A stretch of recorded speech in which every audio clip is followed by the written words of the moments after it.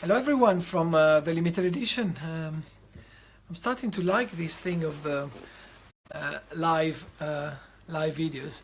After the last one, we had a great level of engagement and interest coming back to us. So we thought to make this a little bit more of a constant feature of our communication to our community of 13,000 people on the Facebook page, which is something I couldn't be more grateful of.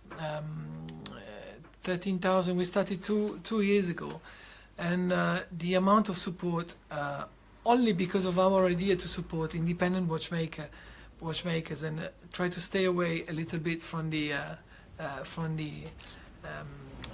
high street kind of brands. Brought a lot of interest. So still trying very humbly, and but slowly but surely to create contents that can interest people that are genuinely into watches and want to find out more about brands that you don't see on magazines very much, you don't see on the telly, and you'll discover just through the voice of people like us that have a passion. People like us, people like Johnny McEnroe, if he's tuned in at the moment from the watch press. People like Simon Cudd, our visual, he's been our visual editor for a while. People that like unconventional things, and luckily these independent watchmakers are giving us so much to talk about and so many stories to project over to you.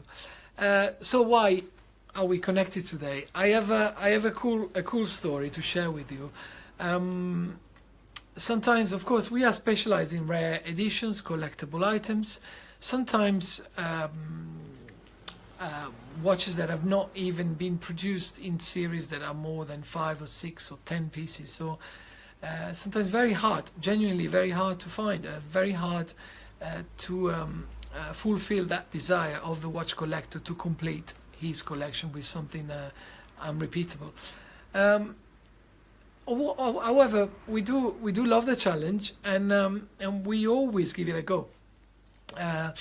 We believe we have a knowledge now representing officially 20 different independent watchmakers. We take care of their online retail activity, and also we produce contents for them in terms of digital marketing, social medias, and the website, of course. Though we're still learning every day.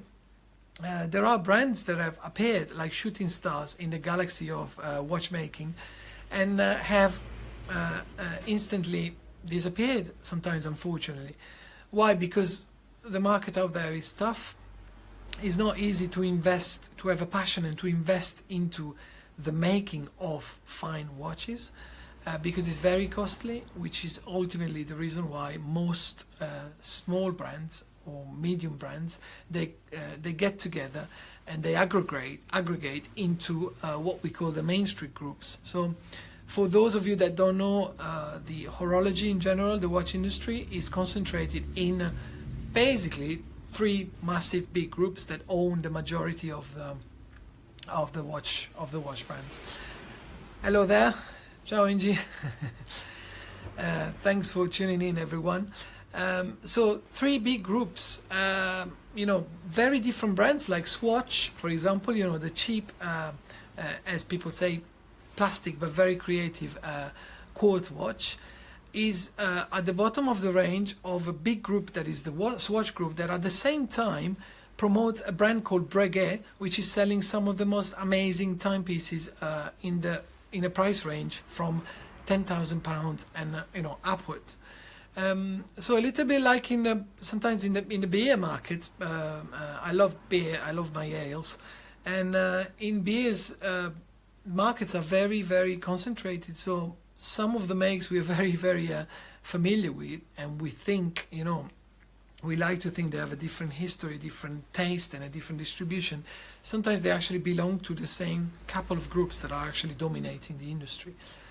So all of this to say that in watchmaking it's pretty much the same. There are two groups, the Swatch group and the Richemont group, and now the Louis Vuitton group, that are totally dominating the market. So for small watch independent brands to be born and to exist is sometimes a bit of a kind of a challenge. But it's very romantic and sometimes very, very successful, because what happens is when a new independent brand is launched and it has a reasonable success, then all of these, big groups, they try to jump on board and to acquire these names that then become so famous and so successful. So all of this to come back to the story of the day, which is related to a request that we received from a watchmaker, from a watch collector. Now, we like to think that we must have by now a fair knowledge on independent watchmakers, though we're still discovering stories of brands that have appeared and then sometimes, unfortunately, very quickly disappeared, but leaving a trace behind, leaving something unmistakable in the history of watchmaking. One of these brands is an Italian brand called Wyler, spelled Y. Yes, it's W-Y-L-E-R, as Vila, as we would say probably in Italian, or Wyler, we would say in Italian. This brand made an appearance at the beginning of the 20th century and started to have a commercial success when it became the timekeeper of the Italian national team in 1934. Can you imagine? 100 years ago. They became timekeepers of the Italian national team, and they started to be known to the mainstream as a mainstream brand in Italy at the time. Apart from the marketing side, they left big trace also in the technology that they developed, especially in the development of the escapement. They worked out a special escapement which was called the Incaflex escapement. The escapement is a regulating organ of watch movement. And the Incaflex escapement has been one of the most interesting developments to make escapements more resistant, basically. Steadier, more accurate, and more resistant.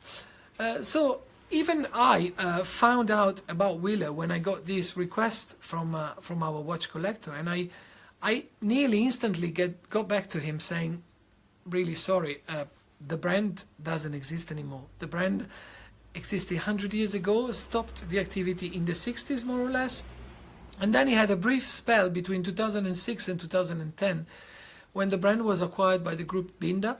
It was relaunched, and some of the most amazing productions came out of that brief spell of three years.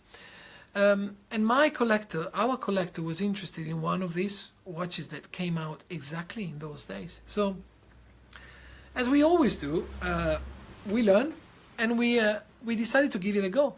So we decided to go and research within our network of official retailers, of independent watchmakers, and our network of brand owners as well, to try to find more information. And therefore, this is also the reason why now I can talk about a brand that honestly I knew very little before. So throughout our researches, we finally came to find a piece that was produced in 2008 circa, and that this piece was in an astonishing great condition, considering the fact that it's 10 years old, considering the fact that it's a lovely timepiece, but in a very fragile material, which is pink gold. Pink gold can be scratched fairly easily. As you know, gold is a malleable material that, with usage can really need a lot of attention. But yeah, we tried, we did our researches as the limited edition would do, and as you would expect from the limited edition, and we finally came to find this piece that I have here now with me, which I'm willing to show you, not because we're trying somehow to sell this piece, because this piece is being acquired for one of our collectors, so it's not even for sale. You won't find it on the website, but I wanted to show it to you, just to appreciate the beauty of the making of the piece itself, and also because I'm pretty convinced that in a lifetime, very few of these will come across to this piece, because I can happily say that probably this is the only piece remaining in the world, which we're gonna deliver to the customer on Sunday. I hope and I expect the customer, of course, to be very, very happy about it.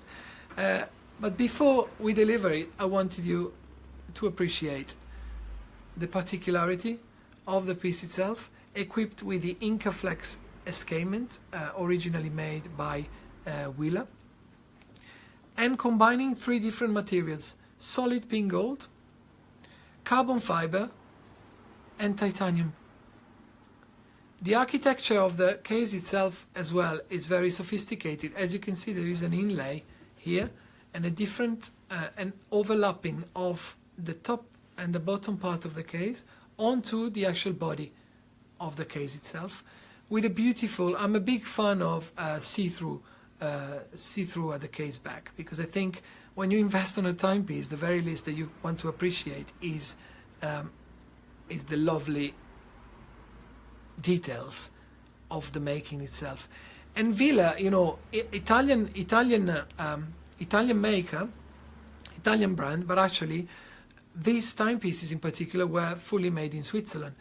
The level of in-house making of Wyler, if you think there is a brand that existed only for a few years in a brief spell, as I said, between 2006 and 2010, it's amazing to think that they bothered actually to go to an in-house production of the movement, which is now, for the most technical of you, is not fully in-house. Yes, Rick, thanks for that. That's exactly what I would need now. I'll be soon ready for that. Thanks for that. Thanks for listening to all of those that have made a contact. So Wyler invested heavily, and we know, knowing all of our independent watchmakers, what it means to set up an in-house movement production in Switzerland these days. Colossal investments.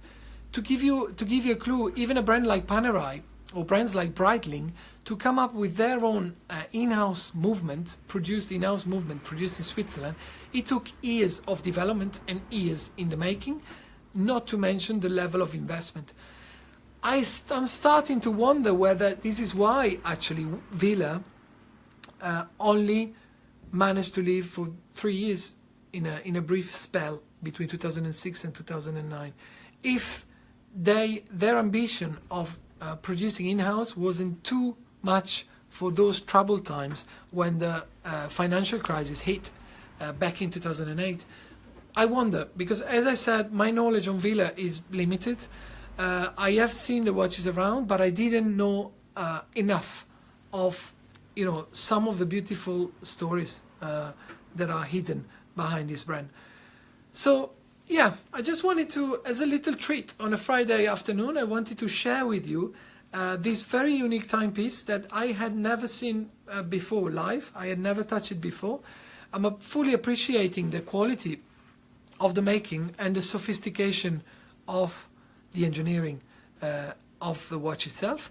And of course, all of this to reiterate the fact that with the limited edition we have access, sorry about that, pretty rare timepieces at time. So stay tuned if you want to appreciate more wonders in the future and for the love of watchmaking. Thank you very much. Happy Friday and happy weekend to all of you. Thanks a lot.